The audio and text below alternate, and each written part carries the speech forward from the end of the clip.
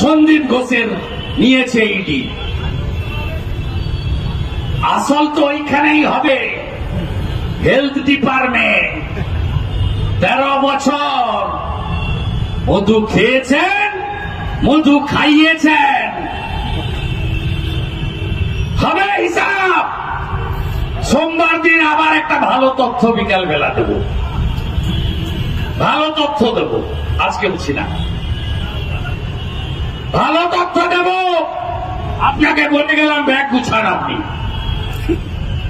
Bag গোছান।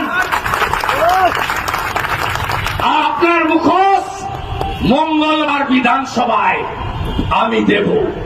আমাদের ধর্ণা চলছে, চলবে। আন্দোলনের ধাঁচ বাড়ান, আন্দোলন তীব্র করুন। আর ছদ্মবেশে যারা তৃণমূলকে রেখেছে সে সিপিএম থেকে সতর্ক থাকবেন।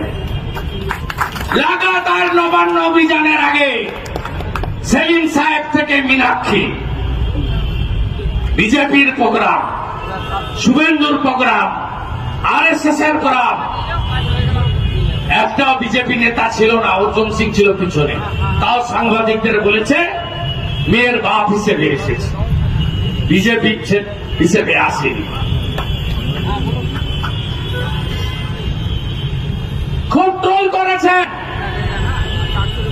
বলরাম বাবু কবে ছাত্র হলো, অর্জুন সিং কবে ছাত্র হলো, 70 বছরের জর্জিয়া ইউনিভার্সিটির ভুয়া ডক্টরেট মাননীয়া পিসিমণি, তিনি কবে ছাত্রী হলেন?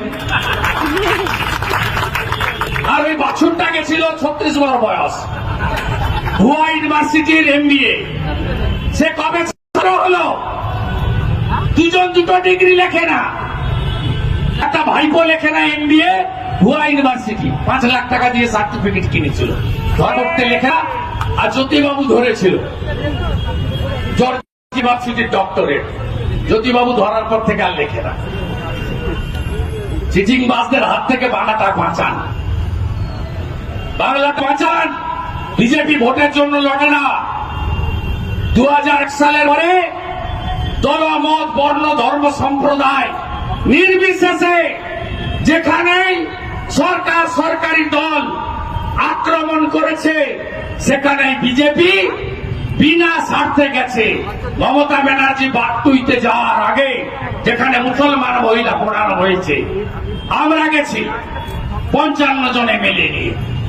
পঞ্চায়েত ভোটে মগরাহাটে সিপিএম ISF এর বাড়ি লুট হয়েছে, আমরা গেছি। আমডাঙ্গায় বোমা বিস্ফোরণ করে সংখ্যালঘু গ্রাম উড়িয়ে দেওয়া হয়েছে, 7 জন মারা গেছে। আমরা, আমাদের রাজ্যের নেতারা গেছেন।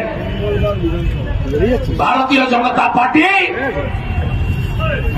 এই সরকার, এই সরকারি দল, এই সরকারি দ্বারা আক্রান্ত যে কোন লোকের পাশে আছে।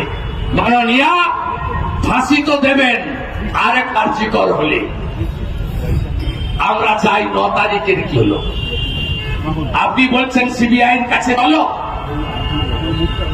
আমি বলি এভিডেন্স লোপাট করা মমতা ব্যানার্জির কাছে আগে চলো, আগে চলো।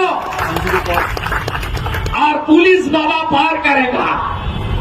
এপারে 6000, ওপারে রাজ্য থেকে আগা 4500, হাওড়া কমিশনারেটে 2000, 12,500 পুলিশ আপনাকে ঘিরে স্টিলের প্রাচীর করে কত রকমের বেড়া দিয়ে আপনাকে রক্ষা করেছে। আপনি 301 জন SI কে ইন্সপেক্টর করেছেন, শিখ ভলেন্টিয়ারকে রিটায়ারমেন্ট বেনিফিট 5 লক্ষ টাকা দিয়েছেন। আর ওই যে বাঁদর একটা সুপ্রতিম সরকার 2006 সালের 1 সেপ্টেম্বর শিউর বিডিও অফিসে যে আপনাকে চেংদোলা করে তুলেছিল,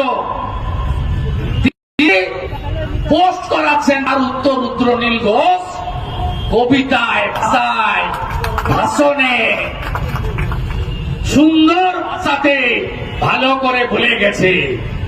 নিচের তলার পুলিশকে বলবো এই পাপ কাজে যুক্ত থাকবেন না। মমতা ব্যানার্জির শাসনকালে ডেজ আর নাম্বার কাউন্টিং শুরু হয়ে গেছে।